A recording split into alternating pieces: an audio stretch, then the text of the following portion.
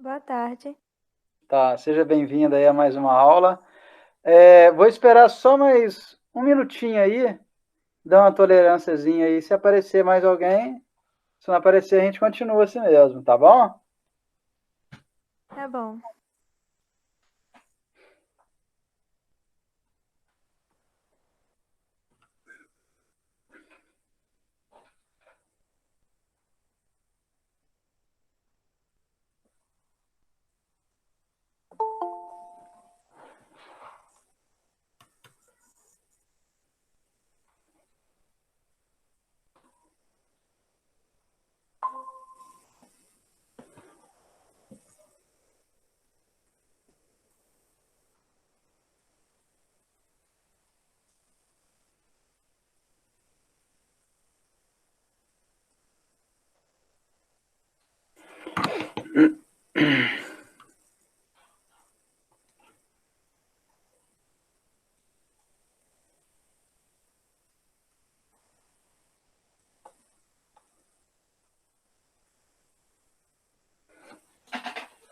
Bom, pessoal, em respeito aos que já estão aí, mais uma vez aí, boa tarde para outra coleguinha que chegou.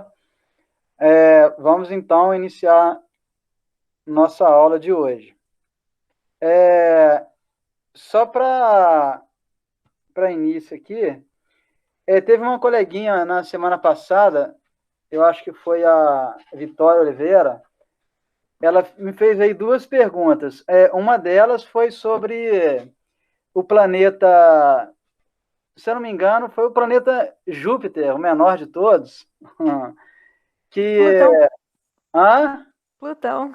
é Plutão. Júpiter, na verdade, eu acho que é o maior, né?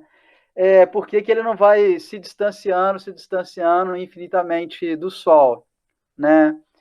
Aí eu prometi para você impostar um material, né? Claro que isso aí são estudos mais assim, mais aprofundados, né?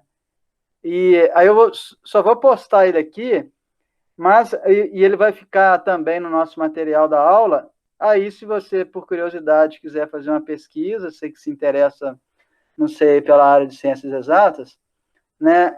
Só para início aqui da nossa aula. Deixa eu aqui compartilhar o material.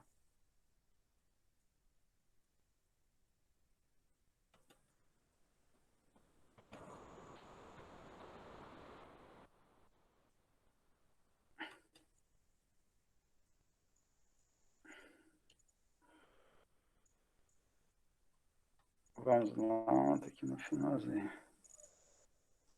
E isso aí, na bem da verdade, já é a introdução da lei da gravitação, que, na verdade, ela derivou das leis de Kepler.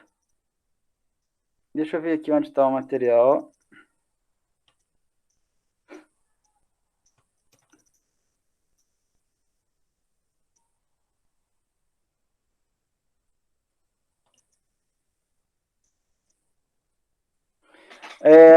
Tá mais ou menos aqui, ó. Notazinha histórica, só para eu tentar mais ou menos responder aquela sua curiosidade. Aí eu coloquei também no finalzinho a referência de onde eu tirei esse material. Aí, se você quiser, é um negócio assim bem, bem legal, aguça a nossa.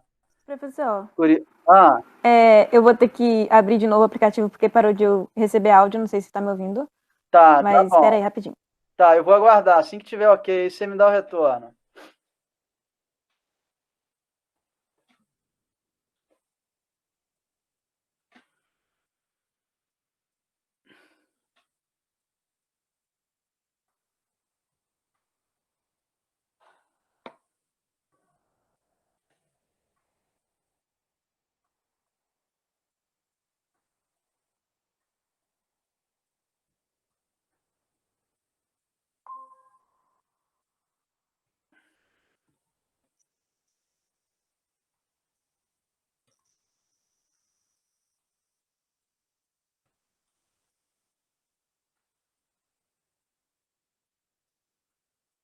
Tá, Vitória, conseguiu retornar? Conseguiu, né?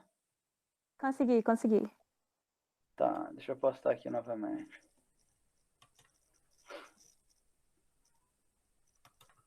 Sabia nem se tinha saído o meu áudio. Tá bom.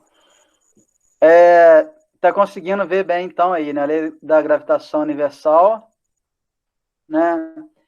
Aí deixa eu só ler aqui para te responder mais ou menos aquela sua curiosidade. É a nota histórica. Aí vamos lá, ó. Na metade do século, foi mais ou menos aquilo que eu te falei, do século XVIII, né, entre 1701 a 1800, Laplace, só para ter uma ideia, esse carinha aqui, esse Laplace, o nome dele era Pedro Simão de Laplace, né? Era um grande matemático aí que viveu aí mais ou menos no século XVIII. Era um francês. Tinha apresentado uma demonstração de que um planeta, ao se movimentar ao redor do Sol, numa trajetória elíptica, não corria o risco, aquilo que a gente tinha abordado, de ter os eixos de sua órbita irem ficando cada vez maiores, de modo que pudesse, eventualmente, desagarrar do sistema solar. Ou, então, que os eixos fossem ficando cada vez menores, né? E o planeta fosse espiralando em direção ao Sol, ou seja, até que ele se aproximaria muito do Sol. Em ambos os casos, as consequências seriam desastrosas. Ou seja, tanto se o planeta se afastar ou se aproximar do Sol, né? Claro que não ia ser muito bom. Laplace pretendeu mostrar que o semi-eixo maior da órbita de um planeta, e depois eu vou mostrar aqui mais ou menos uma elipse que vem a ser esse eixo maior e esse eixo menor. Laplace pretendeu mostrar que o semi-eixo maior da órbita de um planeta atraído pelo Sol, de acordo com a lei da gravitação universal de Newton, permanecia estável. Poderia até sofrer variações mas permaneceria sempre dentro de uma faixa de segurança, que o impediria de desagarrar-se do sistema ou vir a colidir com o centro de atração. A demonstração de Laplace não foi considerada satisfatória por muitos matemáticos e físicos. Uma das razões é que a trajetória real de um planeta sofre a influência, aquilo que a gente tinha comentado. Ele sofre a influência de outros planetas e corpos celestes, ou seja, estrelas, cometas, né? Na verdade, ele não está sofrendo somente a atração do Sol, né? Já que a gente está abordando o sistema solar. Então, uma das razões é que a trajetória real do planeta sofre a influência de outros planetas e corpos celestes. Estrelas, né? Lua, cometas, né? Os quais não podem, o mais importante é isso aqui, os quais não podem ser ignorados. Este famoso problema tem o nome de problema da estabilidade secular do semi-eixo.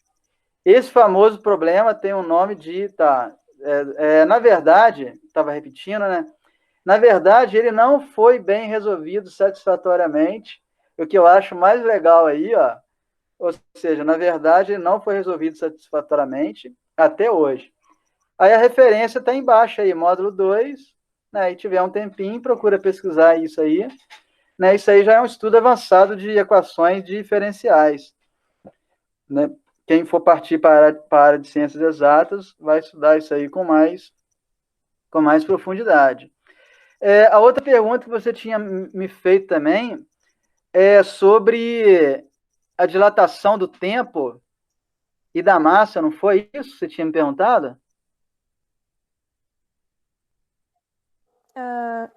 Questão de por que que um corpo deforma o tempo também, eu acho.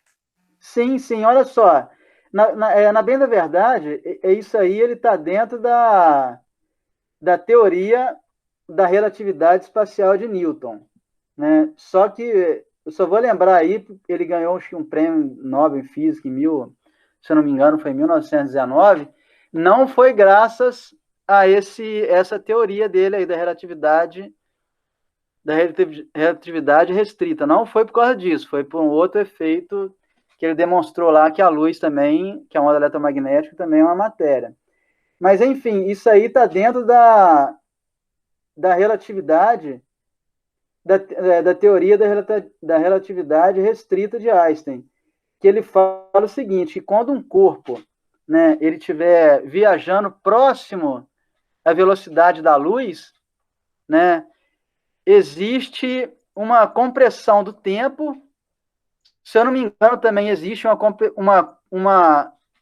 comprimento dele diminui, né, e a massa aumenta, mas isso aí para corpos que estão viajando próximo à velocidade da luz, né? Tem até, se você quiser pesquisar também, eles se chamam paradoxo dos irmãos gêmeos. Que ele quer dizer o seguinte, por acaso, aqui na Terra tem 2 irmãos gêmeos. Um viaja para, sei lá, entra numa nave espacial e começa a viajar em uma velocidade próxima à velocidade da luz. Em relação ao irmão dele que ficou aqui na Terra, quando ele retornar, né, ou seja, então, esse irmão que estava viajando, né, próximo à velocidade da luz, quando ele retorna, ele vai chegar aqui na Terra com algumas frações de segundo mais novo que esse irmão gêmeos dele. E também tem a compressão de comprimento e aumento da massa, mas isso aí é para corpos que está dentro da relatividade restrita lá de Einstein, né? E, ou seja, que ele diz o seguinte, que tempo, comprimento e massa não é uma constante. Ela sofre essa variação, que é um pouquinho de acordo com o princípio fundamental da dinâmica de Newton, né? Que força resultante, ele fala que a massa é igual à aceleração, a massa é constante. Mas se por acaso estiver viajando próximo à velocidade da luz, dentro da teoria de Einstein, né, da relatividade, essa massa ela não é constante, assim também como o tempo, né, ele passa a ser relativo e também o comprimento. Também, só de curiosidade, esse experimento aí ele foi demonstrado, que, eu sei que eles usaram alguns aviões aí aviões de guerra dos Estados Unidos, que ele consegue viajar a uma velocidade muito alta. Eles conseguiram mais ou menos comprovar essa teoria dele aí, mas isso aí não é feito assim mais mesmo para quem está querendo se aprofundar muito, muito aí na área de ciências exatas, que eu acho até legal, né? Eu acho que o legal é quando você começa a estudar, começar aí a surgir dúvidas, né? Vai começando a aguçar aí a nossa curiosidade. Beleza? Beleza. Tá bom, aí depois você faz essas anotações, aí você procura ver isso aí sobre lá na relatividade, né, teorema da relatividade restrita de Einstein, e também sobre essa aí que eu te mostrei de Laplace. Ele vai ficar na aula, aí você anota aí só para você ter mais ou menos aí uma ideia e dirimina aí um pouquinho das suas dúvidas. Ou seja, o norte é mais ou menos esse aí. Aí, olha só, agora vamos voltar aqui, mas se tiver mais dúvida, tá? Se eu não conseguir responder assim no dia, eu respondo depois, isso aí não tem nenhum problema, não. Olha só, agora vamos voltar aqui para o exercício da aula passada, aliás, da aula retrasada, né? Que a semana passada, por problema de serviço, eu não pude realizar a aula. Olha só, também sobre questões de polia, né? Deixa eu só pegar esse desenho aqui, ó, né? Eu tinha falado, mas eu não tinha assim feito no papel, eu tinha explicado só mais ou menos por alto. Aí, olha só, quando você tem esses acoplamentos de polias aqui, né? Primeiro, você tem que tentar identificar quem é a sua polia móvel, né? A minha polia móvel, neste caso aqui, é essa de 1.800, essa aqui que está presa a um peso de 1.800 newtons. Muito bem. Aí, olha só, além desse peso aqui que está ligado a essa polia, eu tenho uma outra corda que está ligada ao centro dessa polia, que na verdade que vai quando esse conjunto começar a girar, se começar a girar, Ou seja, eu tenho uma corda, né, que está conectada entre essa polia móvel e essa polia fixa. Então, isso aqui tem que ser considerado. Que é o desenho diferente daquelas questões, de duas questões que nós abordamos aí semana passada, inclusive uma delas é do Enem. Olha só, né, só para a gente perceber aqui a diferença. Eu tenho essa minha polia fixa e duas polias móveis. Pode ver que nas minhas polias móveis aqui, né, além desse peso aqui, dessa massa que eu vou tentar tracionar, eu não tenho mais nenhuma corda que está conectada nessa polia móvel, né? Pode ver, ó, esse aqui, ó, além dessa cordazinha aqui, eu não tenho mais nenhuma corda conectada, que eu digo assim, ó, ao centro ou ao eixo dessa polia, né? Mas esse desenho aqui de baixo, olha só, esse desenho aqui de baixo, né, além dessa corda aqui, dessa massa que eu vou tentar tracionar, eu tenho essa minha outra cordazinha aqui, né, que está ligado a essa polia móvel. Nesse caso, a nossa continha já não é mais daquele caso anterior, né? A fórmula seria isso aqui, ó. Ou seja, esse conjunto de polias, quando ele monta esse conjunto de polias, o que na verdade se quer é facilitar o trabalho de quem vai tracioná-la, né? Aqui ele colocou uma pessoa, mas sei lá, poderia ser um guindaste, um sistema de ponte rolante, para facilitar esse trabalho. Então, olha só, nesse caso aqui, em relação à questão anterior, já é um pouquinho diferente, né? Se eu não tivesse essa minha corda aqui, né, eu fico repetindo para a gente entender direitinho. Se eu não tivesse, seria a força, ou seja, o P, que é o peso que eu vou tentar tracionar, sobre 2 elevado a N. Mas só que eu tenho essa minha cordinha central aqui, ó, que está ligado à polia fixa e a minha polia móvel. Aí, a gente tem que calcular dessa maneira aqui, ou seja, a minha força que esse menino aqui irá fazer é igual ao peso que eu pretendo deslocar, né? Isso aqui é tipo assim uma maneira que a gente tem de aprender bem isso aqui. Bom, já que eu quero facilitar, eu tenho que diminuir essa força, então eu tenho que P sobre alguma coisa. Claro que esse alguma coisa também tem que ser maior que 1, né? Aí, olha só, eu tenho que é o meu peso, que é o meu 1.800, sobre 2 vezes N. Agora, quem é esse N? É o meu número de polias móveis. Mais um, porque eu vou ter essa minha cordinha aqui que está ligada à polia fixa e na polia móvel, né? Aí, olha só, onde F é o valor da força necessária para movimentar o peso P e N é a quantidade de polias móveis. Aí a nossa continha tem que ser o quê? Né? A pergunta que ele faz aqui é a força mínima F que deve se aplicar na extremidade A, aqui, do fio para que o corpo comece a ser erguido. Ou seja, então, depois da gente substituir aqui as nossas letrinhas pelos números, aí eu vou ter que 1.800 é igual a 2 vezes 1, né? Eu coloquei só para explicitar, né? Que, ou seja, esse meu denominador aqui vai ser igual a 3, que dividido, quando divide por 1.800, é igual a 600 newtons. Muito bem. Aí ele pergunta aqui, seria possível uma pessoa de 500 newtons erguer o bloco puxando o fio verticalmente pelo ponto A? Bom, se ele depende de exercer uma força mínima aqui de 600 newtons para suspender essa massa, e o peso desse menino aqui é 500 newtons, então, na verdade, se ele conseguir puxar isso aqui um pouquinho, né, claro que ele não vai conseguir, é como se esses 600 newtons aqui, porque ó, ele vai puxar aqui os 600 newtons, né, ação e reação. É como se aqui, ó, ele vai fazer uma força de 600 newtons para movimentar esse peso, só que aqui ele vai sofrer uma reação. Ou seja, qual que vai ser essa reação? O módulo dele vai ser igual a 600. Na verdade, se ele, um pouquinho que ele movimenta, na verdade, esse peso irá tracionar esse menino, né, na direção de baixo para cima. Então, ele não vai conseguir puxar. Por que ele não vai conseguir puxar?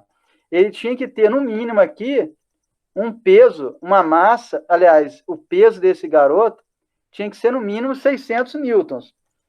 Se for igual a 600 newtons, ele conseguia movimentá-la em movimento não acelerado. Se fosse um pouquinho maior de 600, ele poderia até injetar uma aceleração que esse peso subiria até um movimento acelerado, que infelizmente não é o caso, ou seja, ele não vai conseguir erguer esse peso aí de 1.800 newtons. Eu coloquei como resposta, não seria possível, ponto. Para içar, ou seja, suspender o peso de 1.800 newtons em questão, o peso da pessoa deverá ser igual ou maior que 600 newtons. Se for igual, ele conseguirá movimentar em movimento constante. Se for um pouquinho maior, de repente ele consegue até imprimir aí uma aceleração. Ponto. Aí, olha só, eu postei aqui mais uma questãozinha de atrito, né? Ele fala o seguinte, isso aqui é uma questão do Enem. Não sei se vocês já ouviram falar, a gente ouve muito falar, sobre esses carros novos aí, da tecnologia de freio ABS.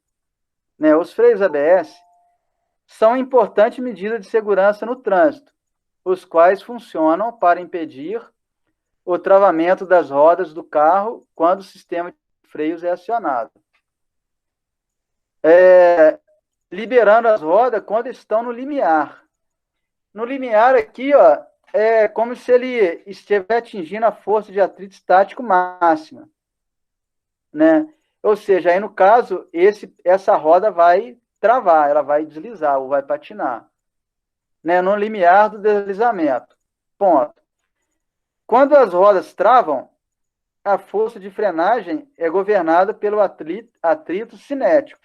Aí, ó, se você lembrar, cinético, ele lembra de energia cinética, movimento, né? Ou seja, então, não é um atrito estático, é cinético ou dinâmico, ou seja, o corpo já está arrastando, né? Então, ele tem uma força de atrito cinético, que você está começando a movimentar esse corpo. As representações esquemáticas da força de atrito entre os pneus e a pista, em função da pressão P aplicada no pedal do freio, para carros sem ABS e com ABS. É o sistema de freio inteligente, né? Respectivamente são. Aí, olha só. Então, ele fala o seguinte, com os freios, se você tiver num carro que ele não tem esse sistema de freio ABS, né? Quando o cara forçar muito o freio, o que vai acontecer vai ser o seguinte, as rodas vai travar. Ou seja, se ela travar, é como se essa roda ela não vai ter mais apenas rotação. Ela vai ter apenas um deslizamento, ou seja, ela vai parar de rodar e vai começar a deslizar, vai travar a roda. Popularmente dizendo, ela vai travar a roda. Então, se ela travar a roda, essa roda vai começar a ser arrastada, né? O que vai acontecer? Eu vou deixar de ter um atrito estático e vou passar a ter um atrito cinético ou dinâmico, né? Só que essa força de atrito cinético ou dinâmico é aquele exemplo que eu dei da geladeira, você está tentando empurrar uma geladeira. Quando você consegue movimentá-la, é como se você pudesse diminuir a tua força, porque você já não tem uma força de atrito estático, você tem uma força de atrito cinético. Então, nesse caso aqui, ó, ou seja, eu já atingi a força de atrito estático máximo, né? E depois ele vai cair um pouquinho, aquele gráfico que eu fiz lá no exercício anterior. Ele vai cair um pouco, então você pode reduzir um pouco a sua força. Então, partindo desse exemplo aqui da geladeira lá para o carro, é como se, quando a roda do carro ela trava, né, o que vai acontecer? é como se a velocidade desse carro fosse aumentar mais ainda. Porque você vai deixar de ter uma força de atrito estático e vai ter um atrito cinético, né? Ou seja, como se ele fosse aumentar mais ainda a minha velocidade, né? Agora, com o freio ABS, vai acontecer o seguinte: quando a roda do carro estiver no limiar de ser travada, quando ela começar a travar, para evitar que você venha a ter esse atrito cinético, né, que ele vai ser menor que esse atrito estático, o que vai acontecer? O próprio sistema do freio ele vai liberar as rodas do carro, ela vai passar a girar novamente, né? E como você não aliviou a pressão ali no pedal do freio, ele vai entender o seguinte, que ele vai começar a ser acionado novamente. Aí ele vai fazer isso aqui, ó. Aí ele vai começar essa força de atrito estática, ela vai aumentando, aumentando, aumentando, até que ela chega no limiar, né? Quando ela chega nesse limiar, como sistema de freio inteligente, ele vai liberar as rodas, né? Ou seja, esse atrito cinético ou dinâmico, ele nunca... a função do freio ABS é impedir que esse cinético ou dinâmico ele venha a acontecer, né? Então, se eu for analisar o carro que não tem o freio ABS, que ele deixa a roda arrastar, e o carro com o freio ABS que não deixa a roda arrastar, a questão, olha só, não é a letra E, porque, ó, aqui ele tem a força de atrito constante, né? Aqui não é porque ele vai ter o seguinte, ó, né? Ele vai ter uma força de atrito máximo e depois ele vem reduzindo continuamente. Não é acertativa D, né? Na verdade, a acertativa aqui, ó, é a A. Por que a A? Se você tiver o carro que não tem o freio ABS, você pisou no freio, aí até que a roda chega a arrastar. Quando as rodas travarem, você vai ter de ter essa força de atrito máxima, né, a força de atrito estático máxima, e vai passar a ter uma força de atrito cinético ou dinâmico. Ou seja, o carro vai aumentar mais, você quer que ele reduza a velocidade, na verdade ele vai aumentar mais ainda a sua velocidade. E esse gráfico aqui da direita, né, que é o carro com ABS, que vai acontecer o seguinte: a força de atrito estático vai aumentando, aumentando, aumentando, quando ele está quase passar de estático para dinâmico, aí o freio ABS vai soltar as rodas do carro. Aí vai começar tudo de novo. Aí a força de atrito vai aumentando, aumentando. A força de atrito, no caso estático, né, vai aumentando, até que ela chega próximo de máximo. Quando chega próximo de máximo, ele solta, destrava novamente as rodas, ou seja, ele impede que a roda do carro venha arrastar. É um freio inteligente aí que foram inventar para os carros dos dias de hoje. Beleza, pessoal? Tá vendo? Não é uma questão difícil, é mais mesmo análise de gráfico e você associar mais aí aquela parte teórica que nós vimos na aula passada. Beleza, pessoal? Agora aqui, ó, aquela apostila que eu postei do Enem, claro que eu comentei, não tem como você fazer todos os exercícios, mas se vocês quiserem ver aí, tem uns exercícios que realmente é meio que aprofundado, né, quiser postar a dúvida aí, fica à vontade, não tem problema não, a gente tenta dirimir essas dúvidas aí. Agora, olha só, um outro tema aqui, claro que essa parte da mecânica nós ainda não terminamos, vamos falar um pouquinho aqui sobre gravitação, né, que faz um pouquinho parte da dúvida da coleguinha aí da semana retrasada, que eu adiantei um pouquinho. Olha só, a gravitação. Vamos falar um pouquinho sobre gravitação. Que está muito aí no nosso cotidiano, aí, principalmente aí quando os Estados Unidos lança aí agora foguetes, né, para mandar astronauta lá para a nossa nave, para a Estação Espacial Internacional, né, a gente está sempre vendo isso aí, a Rússia lá no Cazaquistão. Então, esse tema aí, ele é bem cobrado aí, não só no Enem, mas qualquer concurso que vocês forem fazer aí que cai essa disciplina de física, né, seja vestibular, concurso, principalmente concurso para a área militar, isso aqui é uma coisa que não é...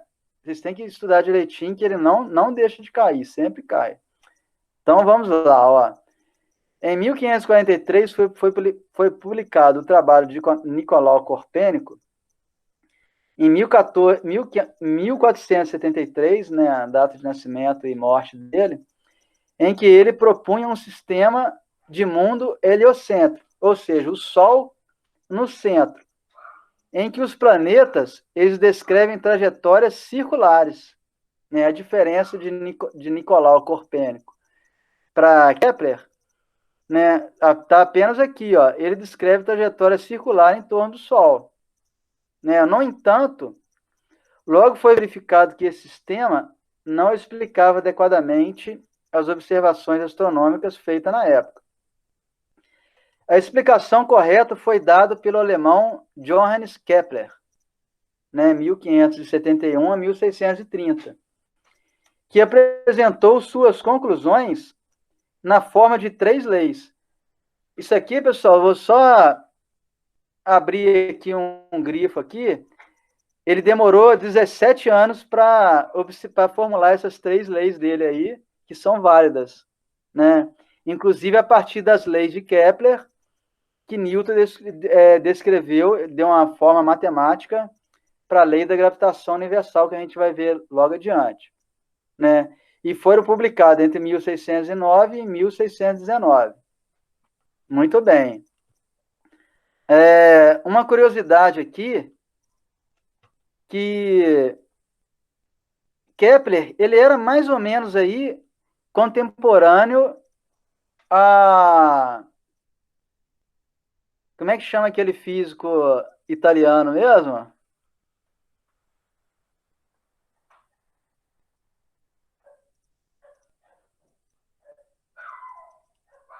Eu não sei. Hã? Eu não sei, eu não faço ideia.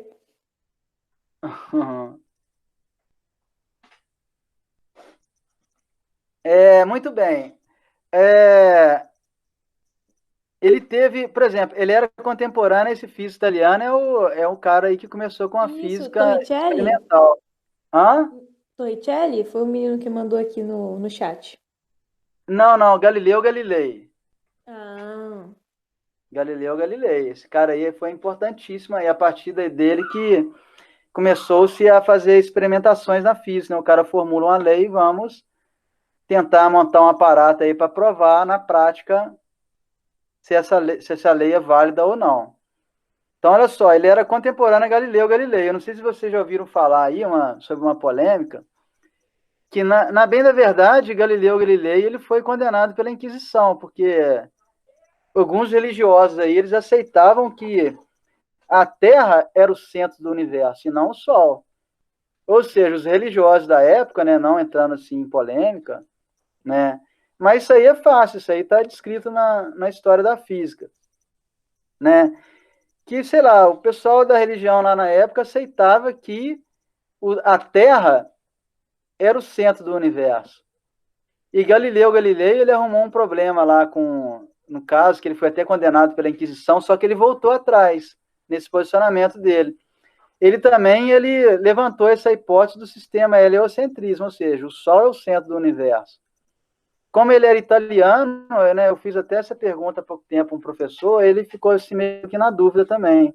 Eu vou até pesquisar isso aí mais profundamente, né, porque essa dúvida aqui, ela persiste. Só que John Kepler, ele não arrumou problema com a Inquisição, ele não foi condenado a nada, e também ele afirmou que o sistema é heliocêntrico, né, ou seja, o Sol é o centro do universo. Tá bom, pessoal? Só estou saindo um pouquinho aqui da aula, mas é interessante a gente falar sobre a história da física, já que a gente está estudando física.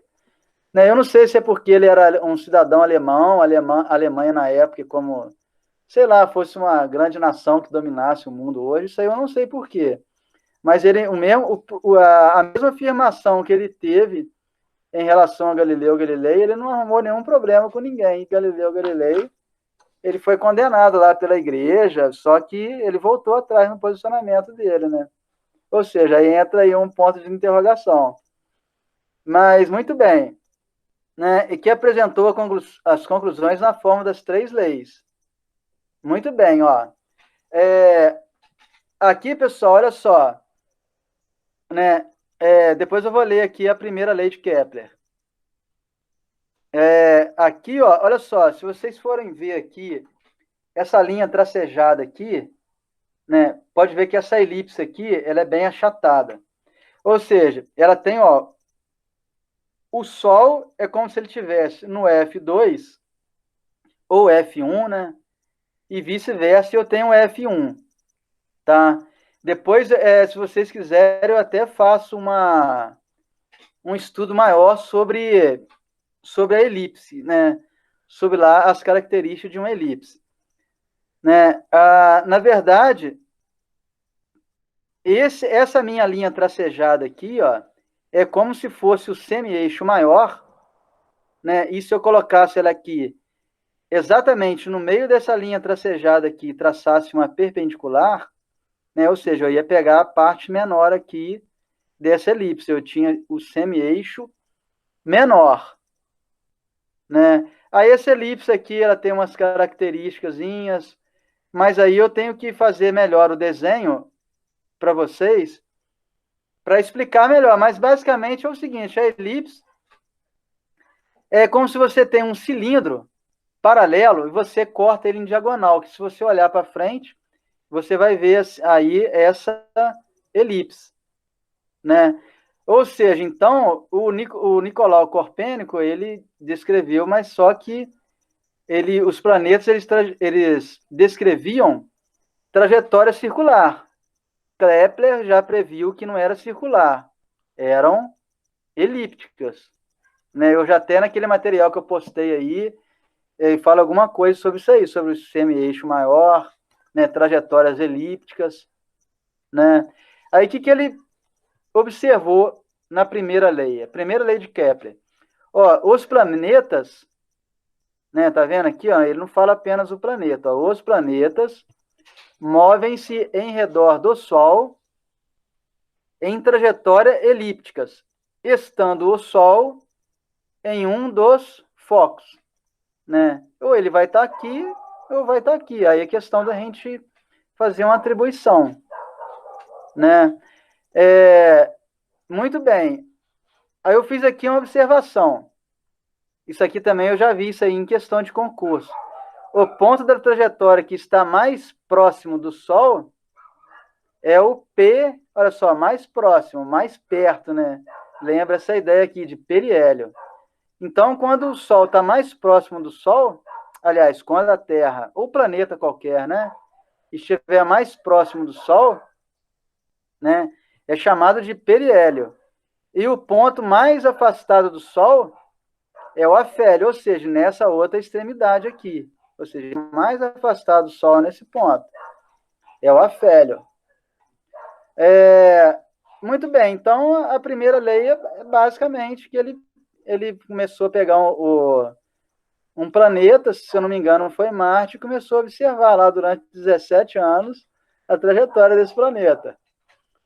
Muito bem, né? Os planetas movem-se ao redor do Sol, é até fácil da gente, não é decorar, né? Acho que não é tão difícil assim de você até descrever com as suas próprias palavras. Os planetas movem-se em redor do Sol em trajetórias elípticas, estando o Sol em um dos focos. Muito bem, eu já fiz essa observação aqui. Né? A segunda lei de Kepler. Kepler imaginou uma linha ligando o Sol a um planeta, né? Figura 124. Né? E aqui eu tenho, ó, ou seja, ó, ele pegou essa linha aqui que liga ao ponto P e a outra linha que liga ao ponto P'. Então, para o planeta se deslocar entre esses dois pontos aqui, ó, como tudo na física depende do tempo, né? Então eu tenho também um intervalo de tempo. Esse A aqui, ó, né? Ou seja, ele descreve aqui uma área, né?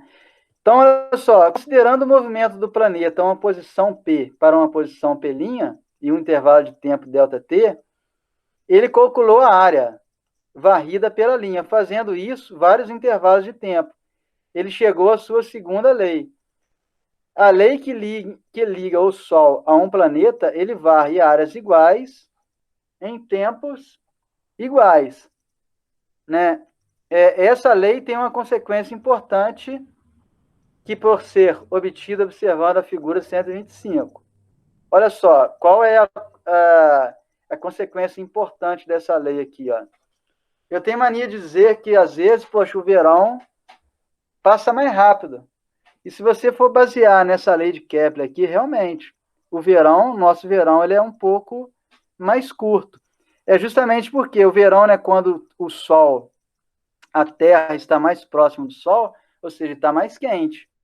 Agora, por que isso aqui acontece? Ó, olha só, eu tenho que esse meu raio aqui, né, ele é menor que esse raio aqui, ó. Muito bem. Só que A1, segundo a lei de Kepler, que ele varre áreas iguais em tempos iguais, né? Ou seja, ao mesmo tempo que ele demora para sair daqui e chegar até aqui, é esse mesmo ponto que ele descreve, que ele demora para chegar do ponto D e até ao ponto E, ou seja, é um arco aqui de circunferência, de uma semicircunferência, no caso, né? Apesar que isso aqui é uma elipse. Mas muito bem, o importante é dizer que ele varre áreas iguais em tempos iguais, né? Ou seja, só que essa minha área A1 é igual a essa área A2, então o que ele tem que fazer? Para ele, o espaço que ele tem que percorrer aqui, ó, é um espaço bem maior em relação ao do ponto D e E, que ele vai ter que fazer um deslocamento aqui, ó, um pouco menor. Porém, o tempo que ele vai fazer isso aqui é o tempo igual. Então, o que eu tenho que fazer aqui? Ó, ele tem que andar mais depressa, né? Por que ele tem que andar mais depressa? Para ele conseguir varrer essa área aqui igual em tempos iguais. Ele tem que andar aqui mais depressa, porque esse deslocamento vai ser bem maior, né? Do deslocamento de B até C, vai ser bem maior do que D até E. Né? Então, ele tem que, eu tenho que aumentar a minha velocidade, é o que ele observou. Né? Aí, aqui, ó, é fácil da gente compreender, comparando a área A1 com a área A2, para que essas áreas sejam iguais, o arco BC deve ser maior que o arco DE. Porém, esses arcos foram percorridos no mesmo intervalo de tempo. Isso significa que, no trecho BC, né, o planeta moveu-se mais rapidamente do que no trecho DE. Questão de concurso. Eu fiz um concurso, caiu uma questão dessa aqui, eu consegui acertar. Ok, pessoal? Então, a segunda lei de Kepler também, né, é fácil da gente, né, se você fizer um desenho, bom, ele varre áreas iguais em tempos iguais. Pronto. É a segunda lei de Kepler. E, claro, quando esse arco aqui for maior, opa, o que eu tenho que fazer? O que o planeta tem que fazer? Ó, tem que andar mais rápido. Né? Essa aí é a impressão que dá na gente aí, pô, o verão passou rápido. E se você for parar para pensar na segunda lei de Kepler, isso é um fato, realmente isso acontece. Agora vamos voltar aqui. Muito bem, ó. Então, ó, voltando na segunda lei, a velocidade de um planeta, ela é variável. Opa.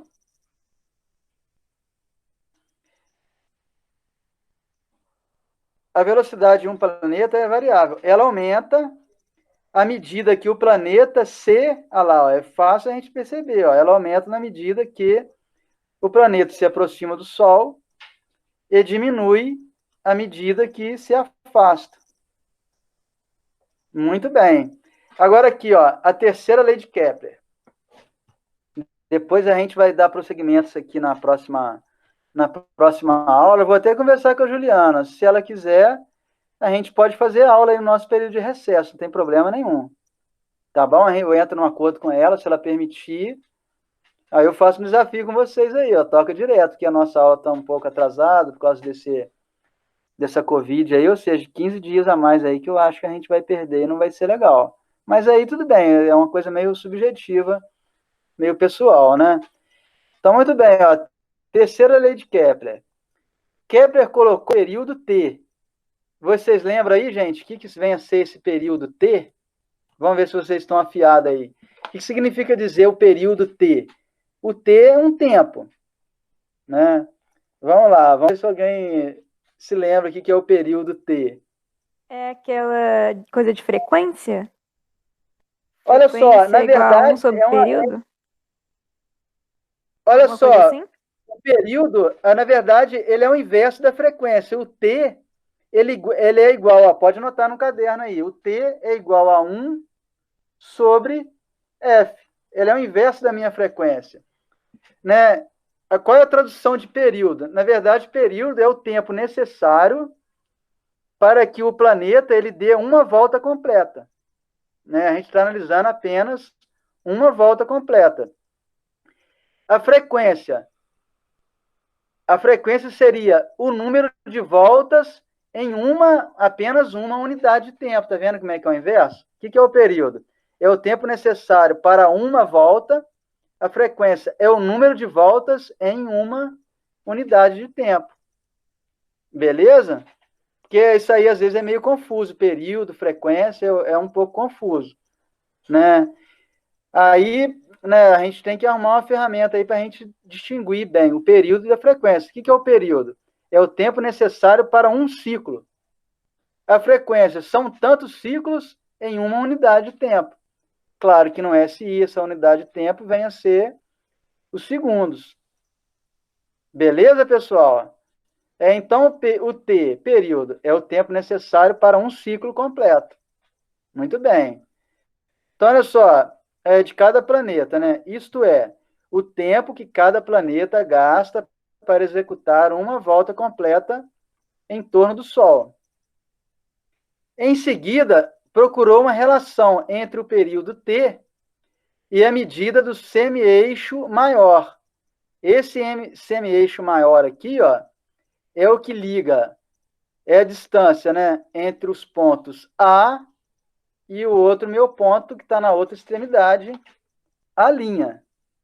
Muito bem, e aqui é o planeta que descreve essa trajetória elíptica, de acordo com a primeira lei de Kepler, no entorno do Sol. Muito bem, ó, deixa eu ver se consigo voltar mais um pouquinho. Entre o período T e a medida do semi-eixo maior. Né? Ele pegou e colocou esse planeta, ele começou a analisar quando ele está passando, ou seja, quando o planeta está no periélio e no afélio, ou seja, quando ele está mais próximo e mais distante do Sol. Muito bem, ó, a medida do semi-eixo maior R da elipse, não está fugindo aqui.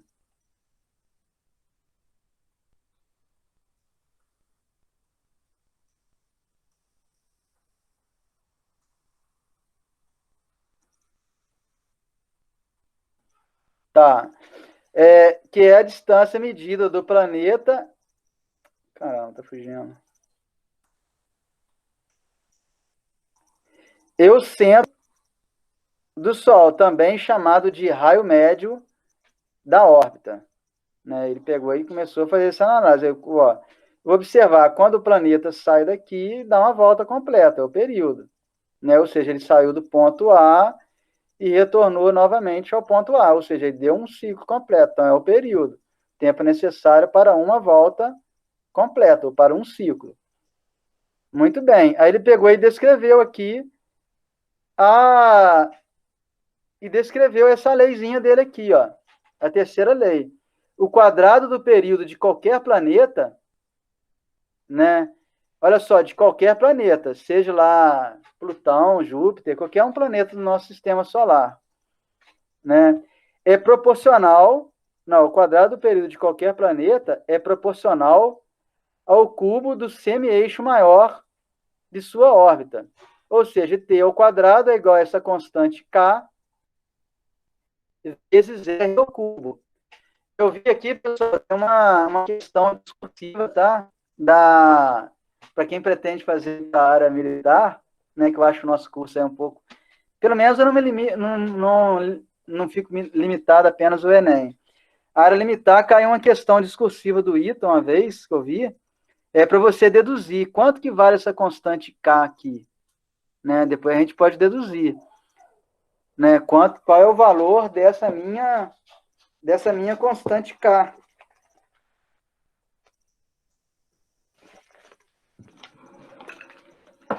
O valor dela, se vocês quiserem tentar chegar aí, pessoal, aí a gente tem que ter aquela ideia de MCU, daquele movimento circular uniforme. Esse K, né, ele pede para você deduzir quanto vale essa constante K e provar. Ele fala, né, você tem que fazer no passo a passo e provar que ela é igual a 4π ao quadrado sobre a constante da gravitação universal sobre a massa, no caso, a massa do Sol, nesse caso aqui em questão. Então, olha só, pessoal. Então, olha só, o que a gente tem que ver? Quanto maior for a distância do meu planeta ao Sol, ou seja, ó, maior a distância, maior esse R3 aqui, ó, em relação a gente aqui, né, em relação a gente que está aqui no planeta Terra, ele vai demorar um tempo maior que, por exemplo,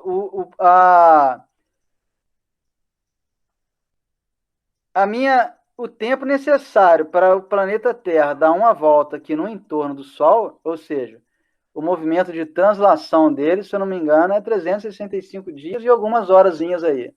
Essas algumas horas a mais justifica aquele nosso ano de bissexto, que tem ano que é igual a 366 dias. Na verdade, são números múltiplos de 4 e não pode ser múltiplo de 100, alguma coisa desse tipo. É isso mesmo, não pode ser múltiplo de 4 e não múltiplo de 100. Por exemplo, o ano de 400, ele é um ano de bissexto, porque ele é múltiplo de 4. Não, ele não é bissexto, ele é múltiplo de 4 e múltiplo de 100 ao mesmo tempo. Né? Então, em relação à Terra aqui, é 365 dias e mais algumas, se eu não me engano, acho que é 6 horas, quase 6 horas, não sei, de tanto que você justifica de 4 em 4 anos. Tem que fazer esse ajuste aí, que é o ano de bissexto, né? Tem que contar um dia a mais. Então, olha só, ou seja, então se você for pegar um planeta que está mais afastado do Sol que em relação à Terra, então, olha só, essa constante aqui ela não vai mudar, o próprio nome já diz, é uma constante, né? Então, olha só, como a distância, se você pegar o planeta mais afastado aqui do Sol, ele não vai demorar apenas 365 dias, como é o caso do nosso planeta Terra. Ele vai demorar um tempo bem maior, né? Aí uma coisa bem legal aqui, ó, a partir da lei da gravitação, de Newton, é possível mostrar que as leis de Kepler valem para qualquer caso, em termos e que temos um conjunto de corpos girando em torno de um outro corpo de massa muito maior que a dos corpos que estão girando. É o caso, por exemplo, da Terra, né? Ou seja, a Terra, a massa dela é bem maior que em relação à Lua, que em relação aos satélites, né? Que em relação lá à nossa nave espacial, que de vez em quando a gente vê aí na televisão, se quiser baixar no YouTube lá, os carinha fazendo manutenção da nave espacial, inclusive isso aí é até uma questãozinha lá do Enem, que a gente vai discuti-la, né? Talvez não dê tempo da gente discutir hoje, mas nas próximas aulas aí a gente vai discutir, né? Então, né, da Terra em um conjunto de satélites artificiais ou natural, como é a Lua. Ou seja, isso aqui não é válido apenas para um planeta em relação ao Sol, que a massa do Sol em relação aos planetas é muito maior. Né? Vale para a Terra em relação aos satélites artificiais naturais, como a Lua. Né? Neste caso, a Terra faz o papel do Sol. Beleza, pessoal? Ainda não terminou, não. A nota histórica, né, para a coleguinha, eu acho que para a Vitória, né, para sanar aí a curiosidade que ela teve, porque que um planeta não vai se afastando continuamente do Sol ou se aproximando, né? Tá aqui mais ou menos a resposta. Aí, olha só, Aqui que vem aqui, ó. Analisando as leis de Kepler, Newton notou que as velocidades dos planetas variam ao longo da órbita, em módulo e direção. Olha só, pessoal, uma coisa bem legal aqui, ó. Né? O que ele quer dizer, ó? Varia em módulo está relacionado àquela segunda lei de Kepler, que ele varre áreas iguais em tempos iguais. Deixa eu voltar aqui um pouquinho, ó, para a gente analisar bem aqui, ó, esse módulo.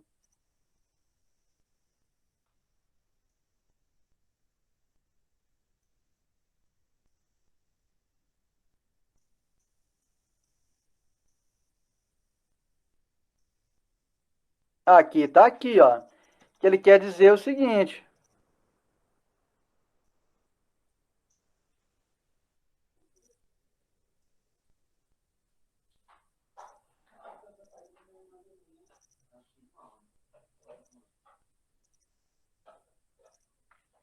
Aqui atrás um pouquinho. Tá aqui, vamos ver se vai parar. Não parou.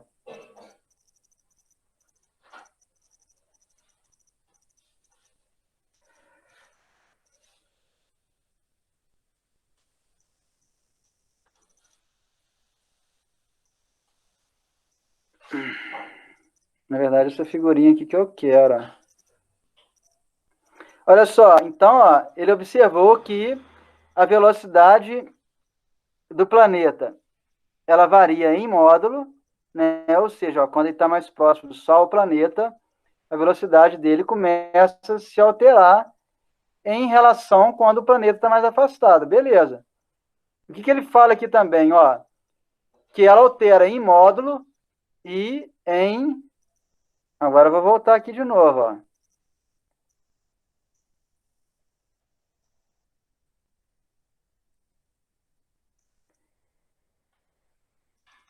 As velocidades do planeta variam ao longo da órbita em módulo e direção. Agora vem cá, bom, se a minha velocidade está mudando de direção, o que está acontecendo? Lembra lá do movimento circular uniforme? Alguém, o pessoal se lembra bem? Vamos lá, aberta aí a perguntas. Né, porque... Tá, fala. Não, você perguntou se a gente lembrava do movimento circular uniforme, eu lembro. Tá, então, olha só. Para variar, a velocidade do planeta, ela varia em módulo, nós já observamos, né? Que ele varre áreas iguais em tempos iguais. Newton analisou as 3 leis de Kepler, né? A segunda lei ele observou, bom, realmente ela varia em módulo, né? Porque ela varre áreas iguais em tempos iguais, né? Então, quando ela está próxima ao Sol, ela tem que ficar mais rápido. Quando ela está mais longe, ela vai devagar. A velocidade é um pouco menor, beleza. Variou o módulo. E também, como a velocidade é uma grandeza o quê? Vetorial, né? Ela tem um módulo, intensidade, magnitude e também direção e sentido, tá? Então, olha só. Opa, aí a gente vê aqui, bom, ela está mudando de direção também. Agora, alguém se lembra lá do movimento circular uniforme? O que faz o meu corpo estar continuamente mudando de direção? O que aparece? Opa, quando a minha velocidade ela começa a mudar de direção, o que está acontecendo? Lembram lá do MCU ou não, do movimento circular uniforme? O que está acontecendo? Eu tenho o quê? Uma força. Opa, o que faz com que esse módulo, né, em trajetória circular, ele começa a mudar a direção? Né? Esse vetor começa a mudar a direção. No caso, o vetor velocidade. Ele começa a existir o quê? Uma força. Alguém está se lembrando? Eu sempre fico confusa se é centrífuga ou centrípeta. Centrípeta. Centrípeta? Centrípeta. A gente até pode ter uma questão do Enem aí. A Que ele fala centrífuga é para fora, né? Hã? A centrífuga é para fora. Não. A centrípeta, olha só, a centrípeta, ela sempre aponta para o centro dessa trajetória circular, né? Na verdade, você pode anotar aí, ó, força centrípeta. Eu coloco aqui o F, um Czinho, e um CP, é um índicezinho que significa centrípeta. A centrípeta, ela sempre aponta para o centro, né? Agora, a força centrífuga, o que vem dizer a força centrífuga? Na minha verdade, se você for olhar uma roupa dentro lá da máquina de lavar roupa, né?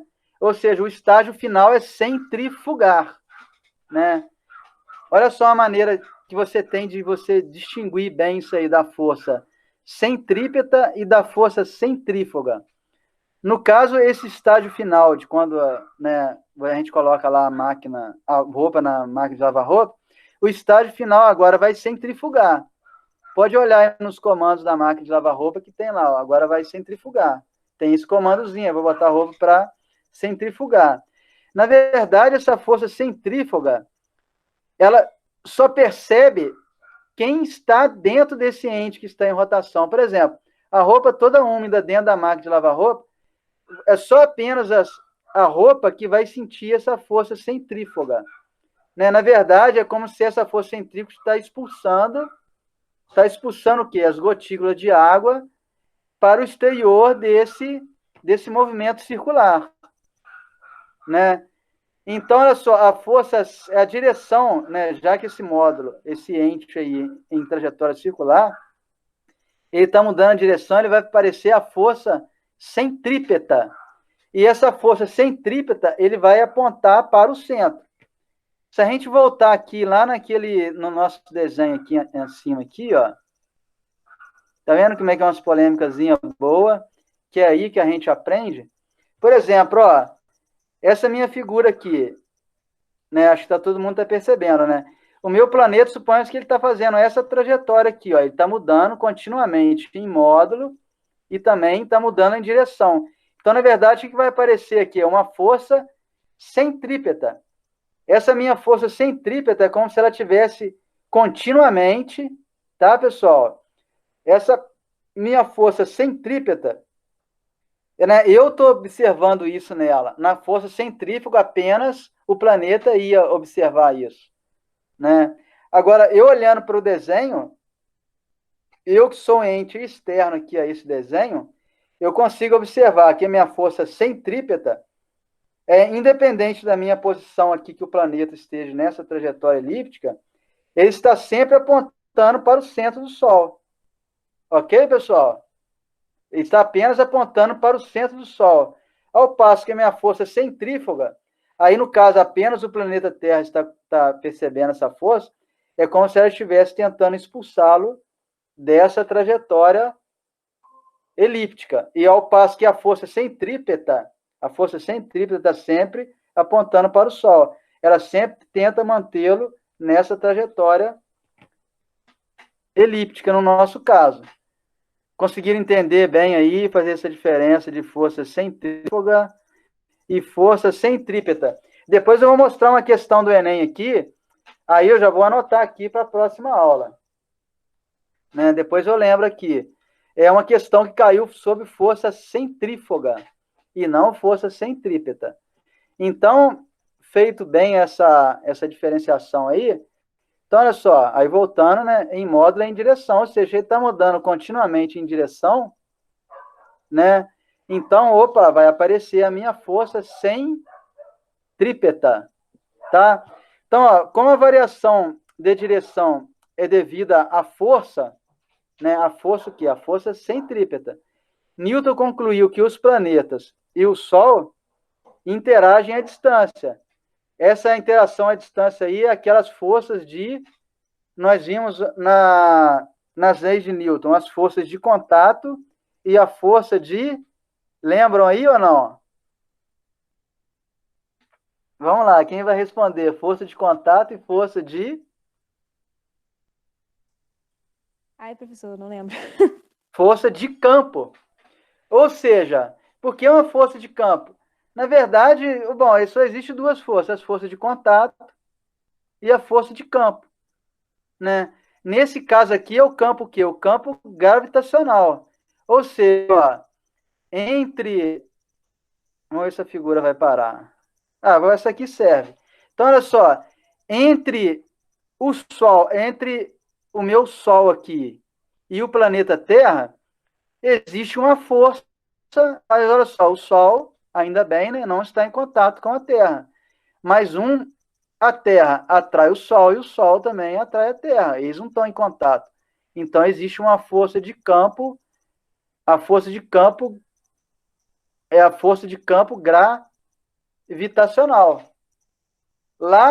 Quem já terminou o terceiro ano do ensino médio, existiu lá a força de atração colombiana, no caso é a força elétrica, que existe entre duas cargas. Essa força pode ser de atração ou repulsão. Nesse caso aqui do Sol e a Terra, é sempre de atração. Ou seja, então não existe contato entre o Sol e a Terra, porém, Newton observou que existe aquela força gravitacional. Voltando aqui para o nosso caso, o que Newton observou.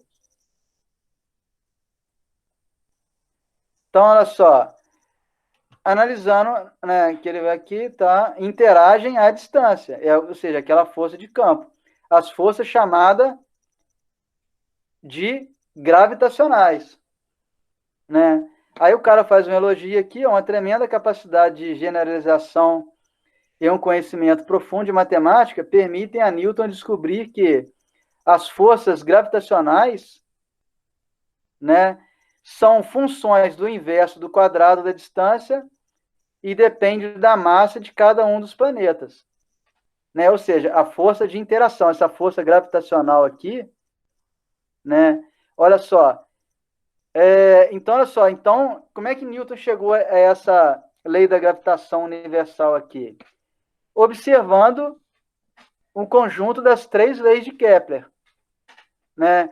Principalmente a terceira lei que ele fala que T ao quadrado é igual a constante K vezes R ao cubo, né? Ele chegou a essa força da gravitação universal aqui, né? Olha só que legal. Que, na verdade, eu acho que Kepler ele não matematizou as leis dele, ele só fez um enunciado, né? Coube a Newton a dar uma interpretação matemática para essa lei, para essas leis de Kepler. Como o Newton era o carinha aí na matemática, né? E na física também, né? Então, olha só, essa força de interação aqui, ó, agora a gente vai entender bem isso aqui, ou seja, ó, eu tenho a minha massa M maiúsculo e menor, M minúsculo é para essa minha massa menor. Ou seja, ó, o que está acontecendo aqui com a massa maior? A minha massa maior, existe uma força de campo entre eles, né? Ou seja, não existe nenhum contato entre essas duas massas, mas existe uma força de atração. O que vai acontecer com essa massa M? A massa M vai tentar puxar essa massa aqui menor, M minúsculo. Por sua vez, como ela está praticando uma ação, essa massa M ela vai sofrer uma reação. Né? Olha só como é que são questões diferentes. Agora, quem vai praticar a reação? O corpo de massa M menor aqui. Né? Ou seja, ele vai também tentar atrair esse corpo de massa maior. Então, olha só, tudo isso aqui varia. Por exemplo, a força de atração entre o Sol e Júpiter, né? Você vai ver, a massa de Júpiter, né? Aliás, no caso, a massa M minúscula aqui, ó, ela é menor.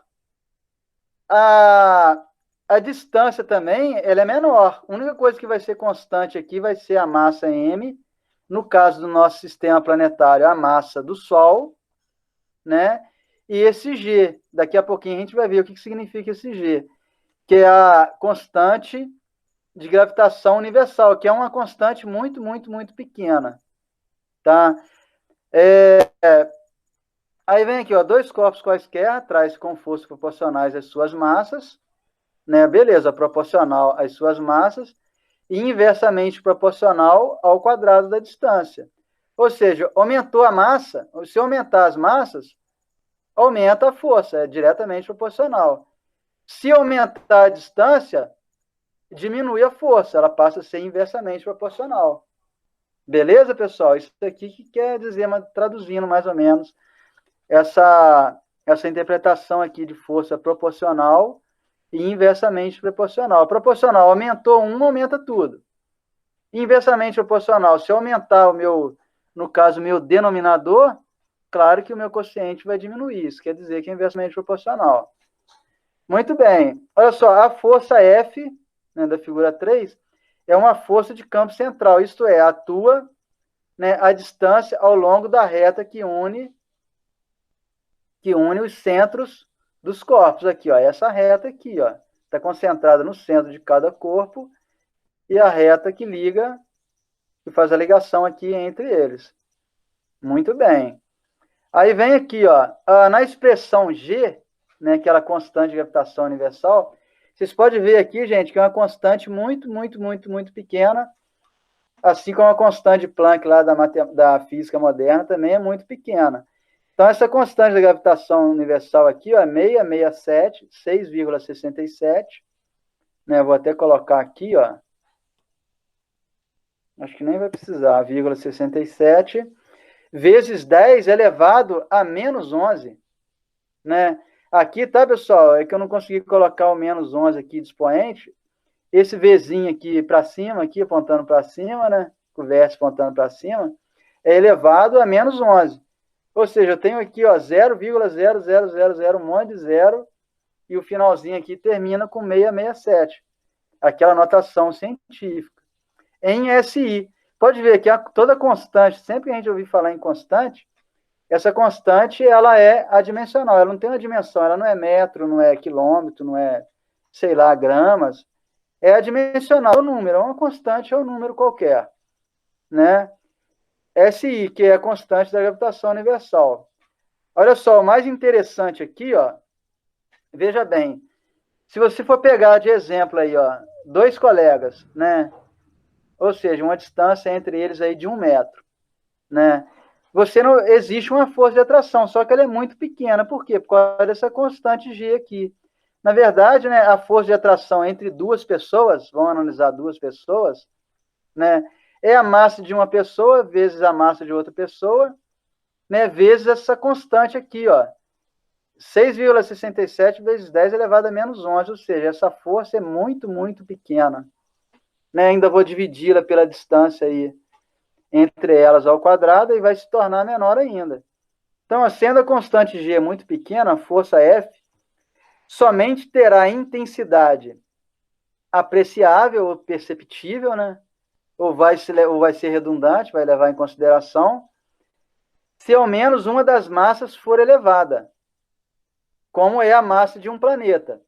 Para corpos pequenos, indivíduos, objetos, veículos, a atração gravitacional F entre suas massas tem pequena intensidade, passa a ser, no caso, passa a ser desprezível.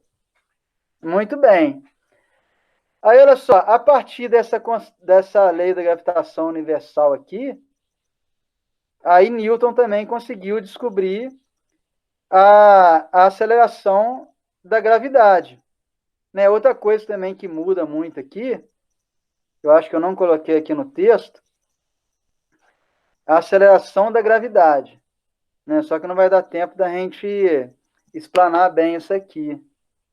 Onde que está?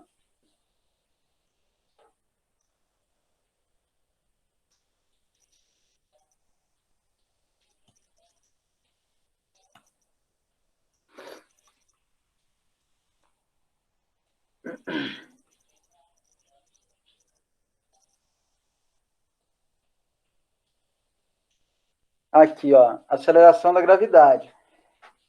Na outra aula, tá, pessoal? A gente volta a falar aqui, só vou aqui, senão vocês vão ficar muito cansados aí para a aula da professora Sarita. Então, olha só, esse G aqui, que é a aceleração da gravidade, olha só, eu tenho o G, M e o R ao quadrado. Então, em consideração ao planeta, por exemplo, o planeta mais distante ao Sol, né, a única coisa que vai acontecer aqui, ó, vai diminuir, vai aumentar muito a distância. Como a distância é inversamente proporcional, se eu aumentar a distância, o que vai acontecer? O G, que é a aceleração da gravidade, próximo ali à superfície desse planeta, vai ser bem menor que o nosso caso aqui, que é aquele próximo aí de 10 metros por segundo ao quadrado. Tá bom? Aí na aula que vem a gente já vai explanar melhor, né? A aceleração da gravidade nós já vimos direitinho o que é. Agora, o valor de G. Aí o que ele fala aqui, ó? Onde M é a massa da Terra, R é o seu raio e M é a massa do corpo próximo à superfície.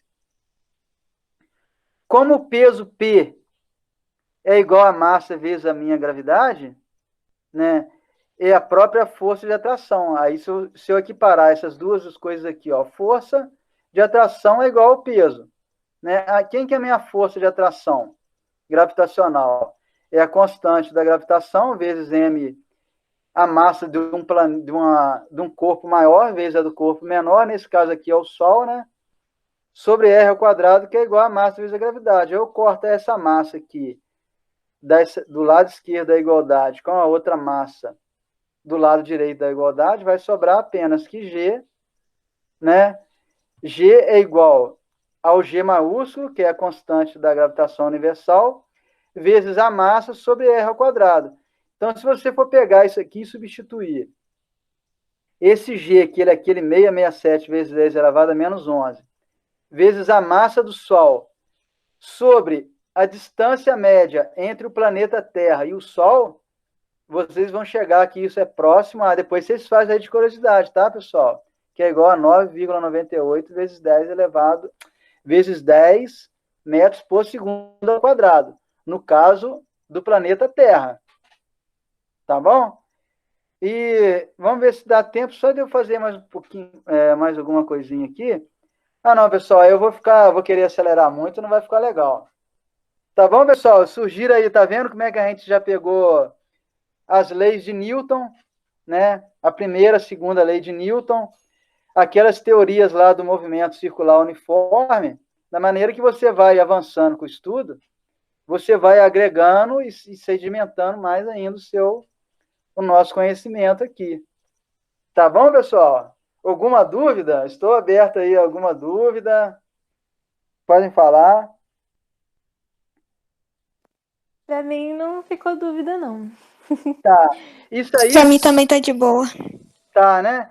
Mas qualquer livro de ensino médio que vocês pegarem, isso aí também eu gosto de trabalhar com 2 livros aqui, né? Mas qualquer livro que vocês pegarem isso aí, vocês vão achar do jeito que está escrito aí. Às vezes até uma explicação para ajudar melhor essa interpretação, tá bom?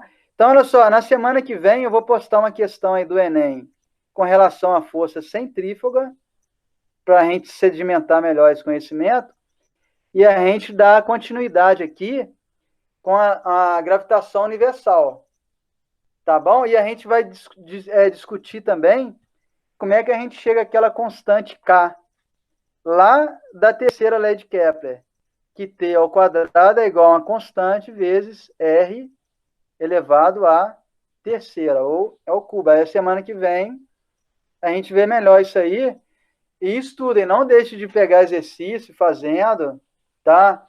Vestibular, sempre lembro, vestibular ainda existe. Existe aí vestibular da UERJ, da FUVEST, né? Isso aí é bem cobrado. Ok, pessoal? Tá bom? Até lá, então. E boas aulas aí para frente. Aí, se vocês quiserem, eu vou preparar a aula para a semana que vem, eu posto aqui. Vou falar para a professora Juliana, a gente atropela esse nosso período aí de férias. Tá bom? Tá bom, professor. Uma boa noite. Muito obrigada pela aula. Tá Obrigada bom. Qualquer pela aula, dúvida aí, professor. tá? Você pode postar no grupo aí. Tá bom, obrigada. Valeu. Tchau, tchau. Tudo de bom para vocês Tchau. aí. Tchau. Você também.